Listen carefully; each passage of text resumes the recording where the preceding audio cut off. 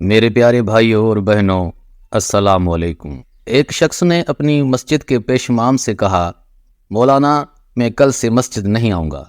پیش امام صاحب نے پوچھا، کیا میں سبب جان سکتا ہوں؟ اس نے جواب دیا، ہاں کیوں نہیں۔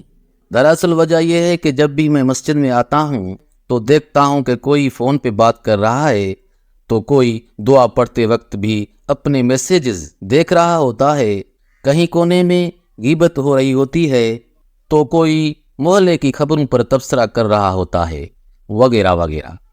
پیش امام نے وجہ سننے کے بعد کہا، اگر ہو سکے تو مسجد نہ آنے سے پہلے ایک عمل کر لیجئے۔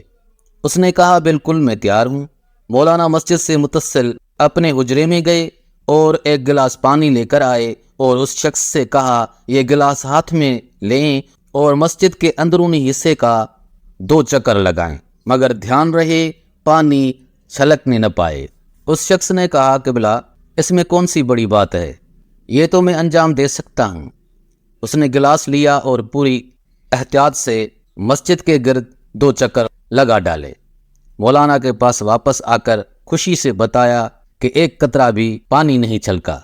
پیش امام صاحب نے کہا، یہ بتائیے جس وقت آپ مسجد کا چکر لگا رہے تھے اس دوران مسجد میں کتنے لوگ فون پر باتیں یا غیبت یا محلے کی خبروں پر تبصرہ کر رہے تھے؟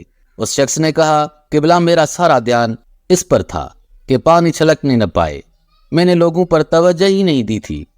پیش امام صاحب نے کہا، جب آپ مسجد میں آتے ہیں تو اپنا سارا دھیان خدا کی طرف رکھیں۔ جب آپ خالص خدا کے لیے مسجد میں آئیں گے تو آپ کو خبر ہی نہ ہوگی کون کیا کر رہا ہے۔ یہی وجہ ہے کہ قرآن کہتا ہے کہ رسول کی پیروی کرو، یہ نہیں کہا کہ مسلمانوں پر نظر رکھو کہ کون کیا کر رہا ہے۔ خدا سے تمہارا رابطہ تمہارے اپنے اعمال کی بنا پر مضبوط ہوتا ہے، دوسروں کے اعمال کی بنیاد پر نہیں۔ قرآن کریم۔ اور سب کو قیامت کے دن اکیلے ہی آنا ہے۔ سورہ مریم آیت 95۔ معزز ناظرین، دیکھنے اور سننے کا بہت بہت شکریہ۔ دعاؤں میں یاد رکھیے گا۔ اللہ حافظ۔